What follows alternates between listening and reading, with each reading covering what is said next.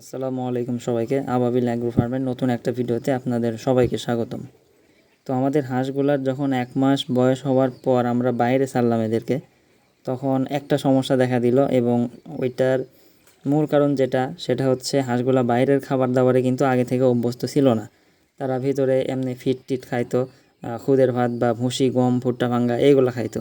তো হঠাৎ করে বাইরে ছাড়ার পর থেকে কিন্তু তারা দেখা যাচ্ছে বাইরের যে পানাগুলা ছিল এইগুলা, শামুক, তারপরে কাদা খাইতো অনেক, কাদা মাটি বা এই নোংরা পানি এইগুলা কিন্তু খাওয়া শুরু করে।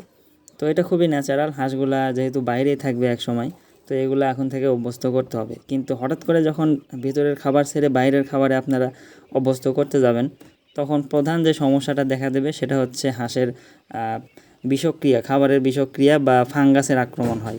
মানে বাইরের খাবার দাবার খাওয়ার ফলে হাঁসের দেখা যায় হজমের সমস্যা হয়ে যায়, পেট ফেঁপে থাকে, অনেক সময় হাঁসগুলা কিন্তু দুর্বল হয়ে যায়, ঠিকঠাক মতো হাঁটতে পারে না, প্যারালাইসিসের মতো অবস্থা। তো এটা আবার অনেকেই দেখা যায় যে ভুলক্রমে আমরা থাইমিনের অভাব মনে করি, আবার মনে করি ক্যালসিয়ামের অভাব হয়তো এরকম, কিন্তু এমনটা কিছুই না। আসল কথা হচ্ছে এখানে ফাঙ্গাস এবং খাবারে একটু বিষক্রিয়া হওয়ার ফলে এই সমস্যাটা হয়। তো এর জন্য একমাত্র সলিউশন হচ্ছে এই ওষুধটা, 2+। আপনারা হাঁসের বাচ্চাকে বাইরে ছাড়ার পর প্রতি সপ্তাহে 2 দিন বা 1 দিন করে 2+ অবশ্যই খাওয়াবেন, প্রতি সপ্তাহে খাওয়াবেন। কারণ হাঁসের বাচ্চা প্রতিনিয়ত কাদামাটি খাবে, এটা খুবই স্বাভাবিক। এবং দেখা যায় অনেক সময় এই যে পুকুরে ছাড়ছি, পুকুরে ছাড়ার পর এরা পানা খাচ্ছে, অনেক সময় শামুক খায়, শামুক খেতে গিয়ে কিছুটা কাদামাটিও খেয়ে ফেলে। তো হাঁসের কিন্তু এটা খুব স্বাভাবিক একটা অভ্যাস। তো এইগুলো খাওয়ার ফলে কিন্তু যে সমস্যাটা দেখা যায়, দেখবেন আপনার হাঁসগুলোর মধ্যে 2-3টা হাঁস হঠাৎ করে খাওয়া দাওয়া বন্ধ করে দিছে, একদম পেট ফুলে আছে, খাওয়া দাওয়া বন্ধ করে দিছে, হাঁসগুলো খুব দুর্বল হয়ে গেছে, যখন হাঁটতে যাচ্ছে তখন কিন্তু হাঁসগুলো হাঁটতে পারতেছে না, মানে পায়ে কোনো শক্তি পাচ্ছে না হাঁসগুলা। তো এই সমস্যাটা দেখা দিলে আপনারা সঙ্গে সঙ্গে এই 2+ যে ওষুধটা আছে, এটা 1 লিটার পানিতে 2 মিলি পরিমাণ মিশিয়ে যেই হাঁস অসুস্থ হয়েছে সেটাকে ধরে খাইয়ে দেবেন, এবং বাকি হাঁসগুলাকে এটা খাবার পানির সাথে বা খাবারের সাথে যে কোনোভাবে হোক আপনি খাওয়াই দেবেন।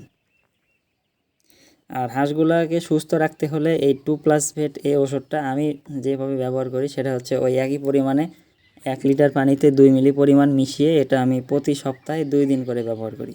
এবং এটা আমি বেশিরভাগ সময় রাতেই ব্যবহার করি, কারণ দেখা যায় রাতে হাঁসগুলা পানি খায় বেশি, যেহেতু এখন গরমের দিন, পানিগুলো কিন্তু নষ্ট করে না, রাতে দিলে পানিগুলো নষ্ট করে না, দিনের বেলা দিলে কিন্তু পানিগুলো নষ্ট করে।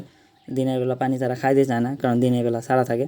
তো রাতের বেলা দেই, এবং রাতের বেলা দেওয়ার সাথে সাথে কিন্তু সবগুলো হাঁস পানিটা খায়, যার কারণে কিন্তু এই ওষুধটার কার্যকারিতা সবগুলো হাঁসের ওপরেই পড়ে। তো এই জন্য আপনারা রাতের বেলা চাইলে দিতে পারেন। তো এই হচ্ছে আজকের ভিডিওর বিষয়। দেখা যাচ্ছে হাঁসগুলা বাইরে ছাড়ার পর অনেকেরই এরকম সমস্যা দেখা দেয়, কিন্তু আমরা এটা ঠিকঠাক মতো বুঝতে পারি না। অনেকেই ভিটামিন বি দেই, ক্যালসিয়াম দেই, কিন্তু তারপরও সমস্যাটার সমাধান হবে না। তো ভিটামিন বি, ক্যালসিয়াম অবশ্যই আপনারা দেবেন, কিন্তু তার পাশাপাশি সর্বপ্রথমে আগে 2+ দেবেন। 2+ দেওয়ার পর আপনারা পরবর্তীতে ভিটামিন বি, থায়াবিন বা ক্যালসিয়াম এগুলো তার সাথে পরের দিন থেকে আপনারা চালাতে পারবেন। তো ধন্যবাদ সবাইকে, দেখা হচ্ছে নতুন কোনো দিন নতুন কোনো ভিডিওতে। আর ভিডিওটা ভালো লাগলে অবশ্যই আমাদের চ্যানেলটি সাবস্ক্রাইব করবেন, এবং ভিডিওতে একটি লাইক করে অবশ্যই আপনার মূল্যবান মতামত জানাবেন।